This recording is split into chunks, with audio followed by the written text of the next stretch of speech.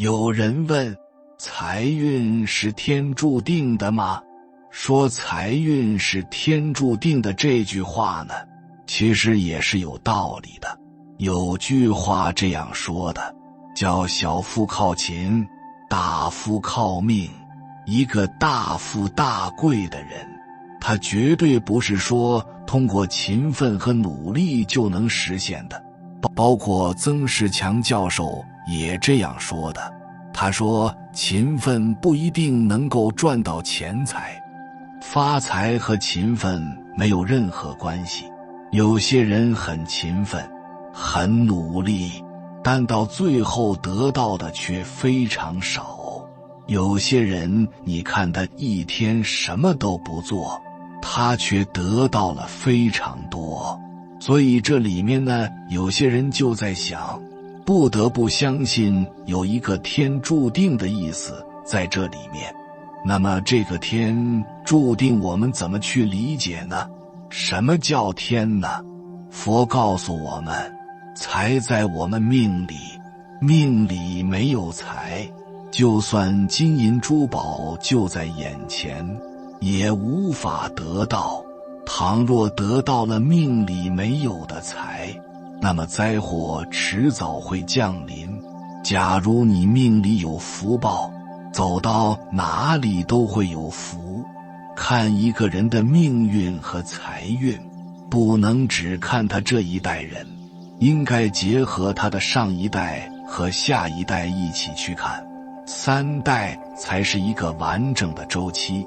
胡雪岩、盛宣怀、左宗棠、李鸿章、曾国藩、林则徐、梁启超等等，同为一个时期的风云人物。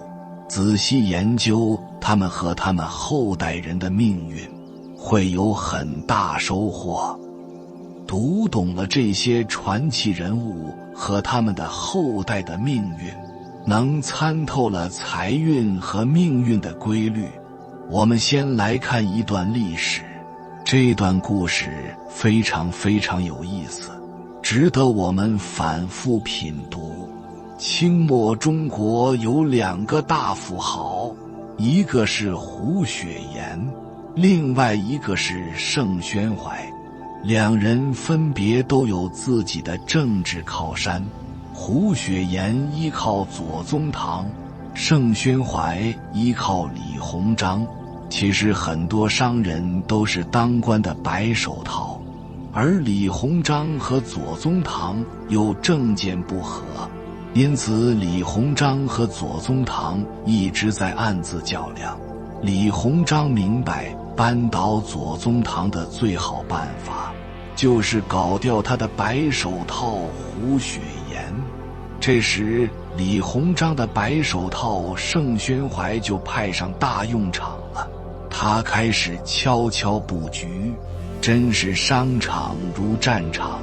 当时胡雪岩高价收购生丝数百万担，就在胡雪岩全部身家都变成货物之际，盛宣怀迅速借用李鸿章的权力阻截胡雪岩的现金流，来一招釜底抽薪，并且放出可靠消息，说胡雪岩要出问题了。这时人人都传胡雪岩鸡炖生丝大赔血本，挪用富康钱庄存款，导致各地皆发生挤兑风潮，致使胡雪岩的钱庄相继破产。于是胡雪岩的商业帝国轰然倒塌。于是盛宣怀和李鸿章赢了，左宗棠和胡雪岩相继死去。胡雪岩死后，盛宣怀的商业帝国如日中天，总揽着当时中国的电报、轮船、铁路、矿业等各种事业。然而这2大富豪的传奇故事还没结束。1916年盛宣怀去世，留给子女的资产至少高达几千万两白银。当时一个普通老百姓1年的生活费是10几两。盛宣怀去世之后，盛恩颐顺利继承了父亲的大部分家产，成为家族公司的总经理。盛恩颐确实太有钱了，有钱到不知人生为何物。他就白天睡觉，晚上赌场，人称民国第1花花公子。他有多能赌呢？曾经一个晚上把上海100栋楼输给了卢小家。这100栋楼如果放在今天，价值至少几百亿。另外，这个卢小家是谁呢？也大有来头。他是皖系军阀卢永祥的儿子，曾与孙中山之子孙科、张作霖之子张学良、段祺瑞之子段宏业一起被人称作民国4大公子。卢小家当时有多牛？说一件事大家知道了，他曾绑架囚禁上海滩第1流氓大亨黄金荣，还当场啪啪甩了他2个耳光。话再说回到盛恩颐这里，他很快就把盛宣怀攒下的庞大家产给败光了。晚年时候，盛恩颐穷困潦倒，沦落为了一个乞丐，最后一个人死在了家里的门房里面。再来看看李鸿章后代的命运吧。李鸿章留给子孙的财产数量也是相当惊人。荣闳在《荣闳回忆录》中估算了李鸿章的遗产，称李鸿章有私产4000万两以遗子孙，而且还有田产、房产和当铺遍及合肥、芜湖、上海、南京、扬州等地。李鸿章的孙子李子嘉与哥哥李后福平分了父亲的家产，但是这个李子嘉也是个花花公子。他平日除了吸鸦片就是逛妓院，甚至还在妓院沾染了梅毒。后来他把全部精力放在了赌博上，他出手非常阔绰，赌钱基本不赌现金，而是直接赌田契、房契。于是很快他也把自己继承的家业输光了，也到了吃不上饭的地步，流浪街头，举目无亲。接下来电视剧里都不敢这么写的情节发生了，李子嘉居然去投靠了左宗棠的孙子左巨生。我们在影片开始已经描述了，他俩的爷爷可是政治对手，也可能是两人的命运太相似，让他们成了红尘知己。从此以后，两人便在左巨生家的破屋里相濡以沫。然而有一天，过惯了享乐日子的李子嘉终于扛不住了，扑腾一声跳进了塘里。李子嘉死后，左巨生因无钱安葬，便通知其哥哥李后福前来收尸。此时的李后福也已经穷困潦倒，他和谁纠缠到一起去了呢？盛宣怀的那个败家子盛恩颐，人生的命运和财运真是曲折离奇呀。在李鸿章、盛宣怀等给子孙留下巨大财产的同时，却有一个没有给子孙留下任何财产的成功人生。这个人叫曾国藩。早在曾国藩初为大官时，便对家人表示绝不留银钱与后人。后来身为湘军统帅，他再次申明他的态度：仕宦之家，不蓄积银钱，使子弟自觉一无可事，给孩子留了一大笔钱，其实就剥夺了他们人生进取的意义，甚至让他们无所事事。只有让孩子们独立自主地成长，他们才能找到自己人生的价值。曾国藩终生倡导寒素、勤勉、笃学的家风，这些家风使得其后人在200多年后出了240多位杰出人物。他的后人在各个领域全部都有贡献，差不多同时期的梁启超也是如此。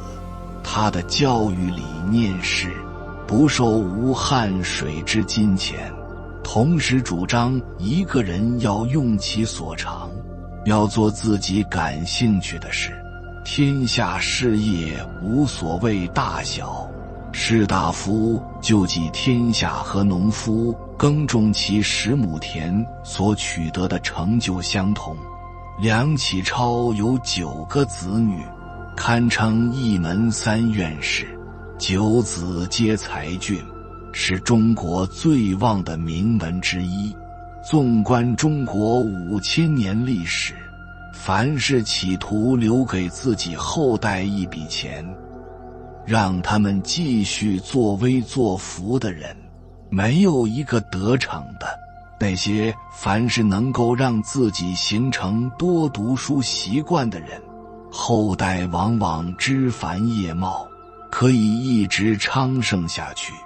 后来曾国藩的外孙聂云台这样写道：发财不难，保财最难。我住在上海50余年，看见发财的人很多，发财以后有不到5年、10年就败的，有2、30年即败的，有4、50年败完了的。我记得与先父往来的多数有钱人，有的做官，有的从商，都是煊赫一时的，现在已经多数凋零，家世没落了。有的是因为子孙嫖赌不务正业而挥霍一空，有的是连子孙都无影无踪了。大约算来，4、50年前的有钱人，现在家产没有全败的，子孙能读书、务正业、上进的，100家之中实在是难得1-2家了。他还这样总结：虎门销烟的林则徐当时也很有权势，他如果想发财是很容易的事情，但他就是坚持造福百姓。他认为鸦片贻害人民非常严重，所以烧毁了鸦片2万箱。因为刚正不阿，林则徐死了以后也是毫无积蓄，但是他的子孙数代都是书香不断，曾孙辈中尚有进士、举人，至今日仍然存在显达者。很多年前的最高法院院长林祥也是其中人，而且道德亦非常的崇高。聂云台还举了和林则徐身边人的例子，当时广东的武士及潘氏、孔氏都是鸦片厂里大发横财的人。当时凡是海内有名的古字画碑帖，多数都盖有武士、潘氏、孔氏的图章，可见这3家的富贵。但是几十年后，这些珍贵的物品又已经流到别家了，他们的楠木房屋早已被拆了。最关键的是，他们的后人一个发达的也没有，和林则徐的后代相比，完全是天壤之别。再来看看林则徐醍醐灌顶的教诲：子孙若如我，留钱做什么？贤而多财，则损其志；子孙不如我，留钱做什么？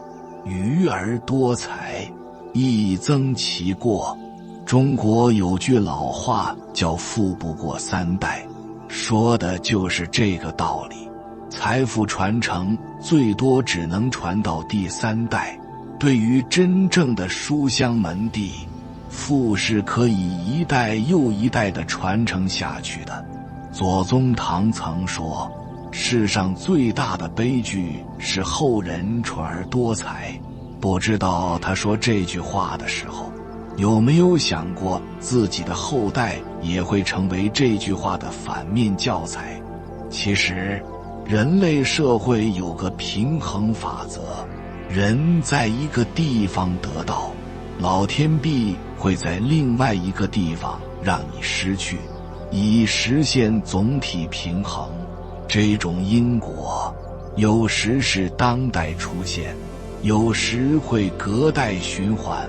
纵观民国风云史，这些名人用几代人的经历向我们证明了一个道理：积财给子孙是留祸，积德给子孙才是留福。为子孙作富贵绩者，十败其九；为人作善方便者，其后受惠。正所谓命里有时终须有，命里无时莫强求。一个人命里有多少钱，其实都是有定数的，脚踏实地，积德修福，命里的财才能越来越多。命里识钱，难求白金。庄子说，达命之情者，不务命之所无奈何。命中富贵之人，必定是顺其自然，善良敦厚，积极乐观的。生活中很多的事情，不得不让人相信人的命天注定。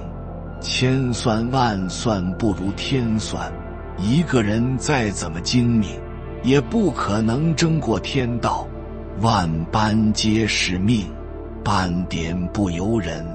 很多时候，个人的算计在天命面前不值一提。古时候有位冯员外，家中有2个女儿是双胞胎，大女儿名叫玉佩，长相端庄，性情温和，喜爱绣鸳鸯。到了该出嫁的年纪，被许配给了张家公子。小女儿玉灵机灵聪慧，一双巧嘴，也是很讨人喜欢。后来家中来了一位老禅师，老禅师为2位千金算了一下今后的气运，他一见玉佩就连连称赞，说他命中富贵，将来能当诰命夫人。玉灵一听，连忙问自己的运道。老禅师笑了笑，这2小姐是8分仓的运道，自然也是不愁吃穿，只是太过伶俐，恐怕会招来祸患。玉灵一听，这不就是命里8分米，走遍天下不满仓的意思吗？心里愤愤不平，凭什么姐姐命里多财，而自己只有8分米？一次偶然，玉灵不小心将姐姐推下河去，就代替姐姐嫁给了张公子。婚后，张公子对她也是疼爱有加，经常带着她参加官员们和家眷的聚会。在一次聚会中，他恍惚间看到了死去的姐姐，以为是姐姐回来向他索命，便吓得发了疯。原来他的姐姐落水后并没有死掉，被人救了上来。救姐姐的便是当朝的刘翰林。姐姐获救后失去了记忆，但是仍然善良贤淑。刘翰林便娶了姐姐为妻，成为翰林夫人。那日，妹妹看见的正是失去记忆的姐姐。机关算尽太聪明，反而招来灾祸。姐姐虽落水，仍是千金的命，而妹妹强求占有姐姐的运道，反而疯癫受苦。这真是命中时钱，难求百金呐。每个人都有一定的路命，就是一生当中，你有多少财富，有多少收入，都是命中注定的。命里没有的贪不到，命里没有的得到了，不是灾就是祸。种瓜得瓜，种豆得豆。财富不是强求来的，而是自己积累德行种来的。真正聪明的人，从不会算计命运之外的东西。所有的财富和好运，都来源于自己一点一滴的积累。没有无缘无故的好运，也没有突如其来的厄运。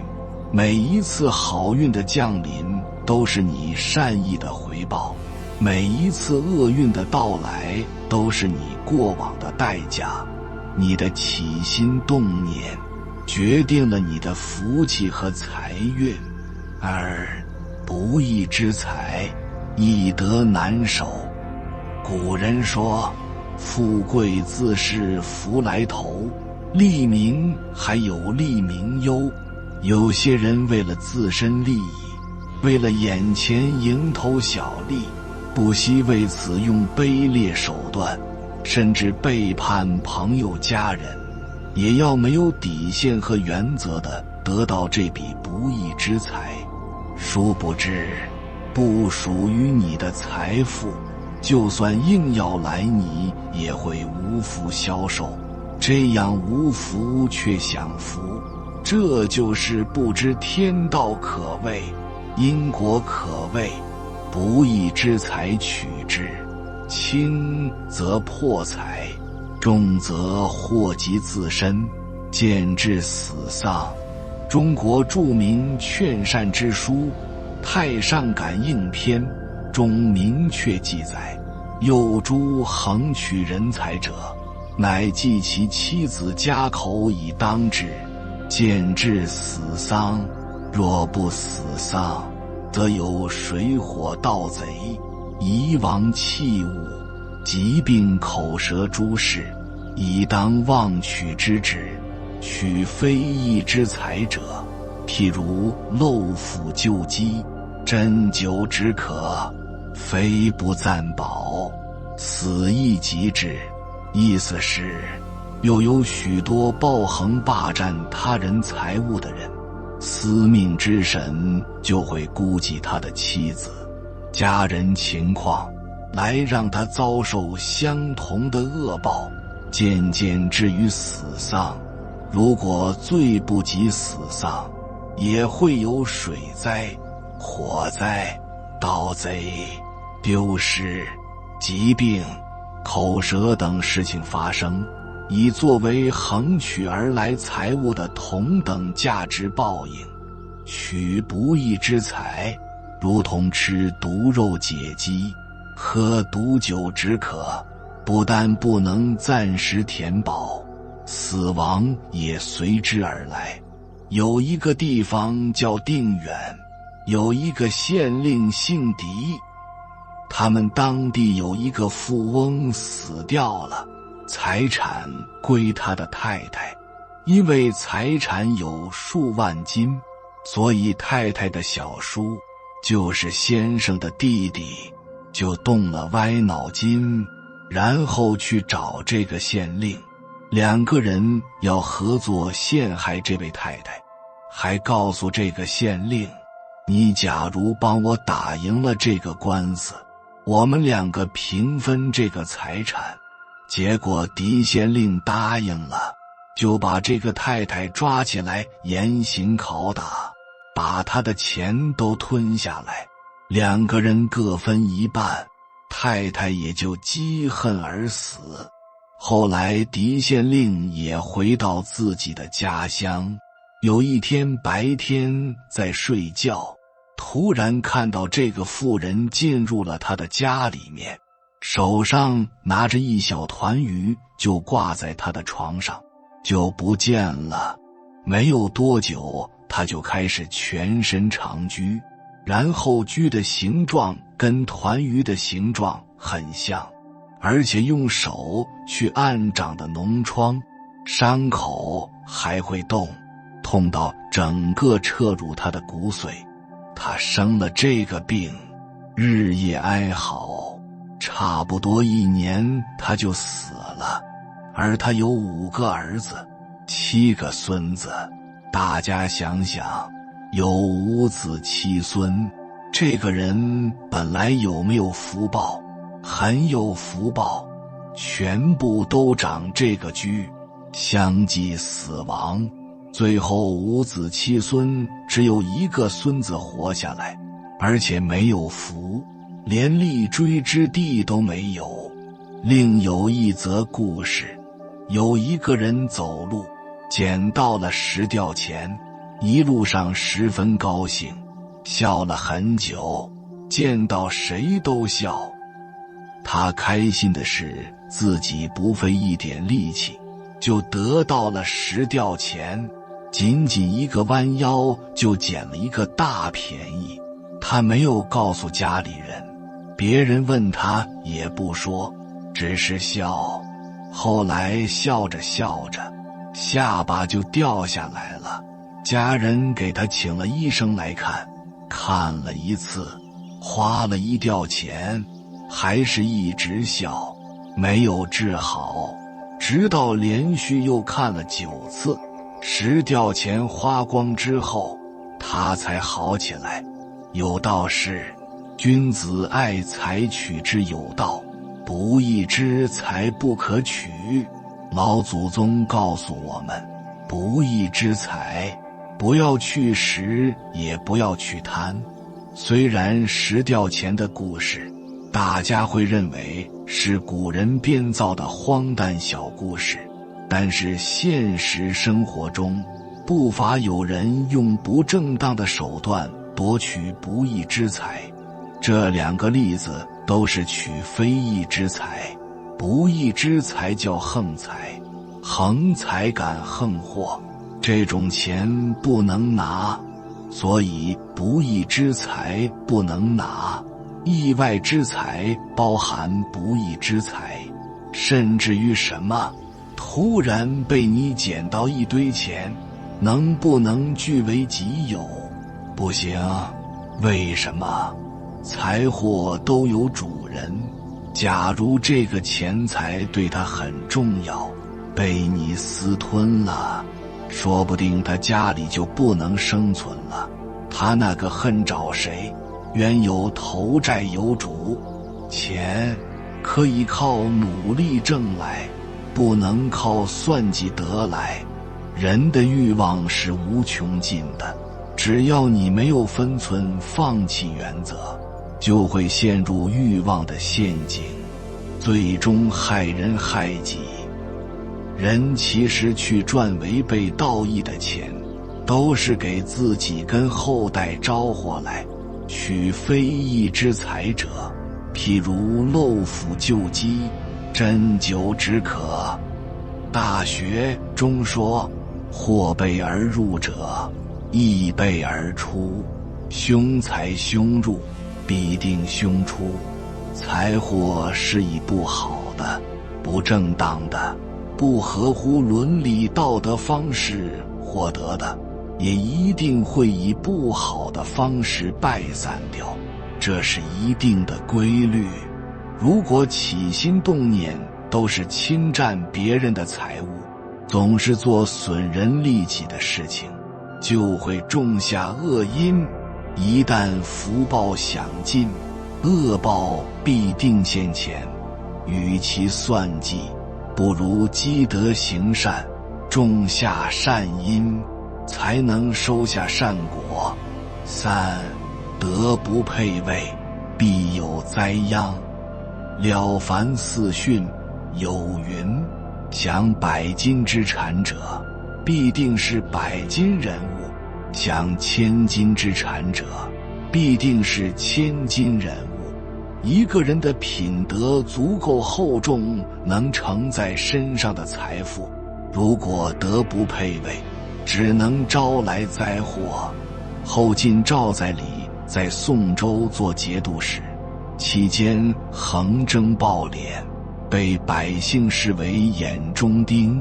他喜欢商业，借助手里的权力与民争利，很快积财巨万。在他任期将满的时候，百姓开心地说，眼中钉终于拔掉了。他听到传言之后，上书朝廷，又留任1年，向辖下的百姓征收1000文的拔丁税。在他的治下，民怨沸腾，宋州逐渐衰落。后来契丹人灭亡后晋，赵在礼被抓去契丹军营受尽折辱，在恐惧中被迫自杀。古人说，有德而富贵者，成富贵之事而利物；无德而富贵者，成富贵之事而残身。有德的人拥有财富，有益于天地万物；没有德行的人拥有财富，只能伤害自身。财是伤命刀，德是转运符。在财富不断增长的时候，不断修行自身，提高自己的德行，才能驾驭财富，规避祸患。老话说，积善之家必有余庆，积恶之家必有余殃。有好德行的家庭拥有财富，福气会引领他们越走越好；没有德行的家庭拥有财富，最后只会带着厄运害自身。大学也说，德者本也，财者末也。德行是根本，财富、名声、地位都是枝叶花果，厚德才能载物。种下财富的因，才会结财富的果。财不失得财富，积厚德才能得富贵。学会布施，钱财才会源源不绝。人的福报能感召钱财，福报有了，钱财就能为你所用。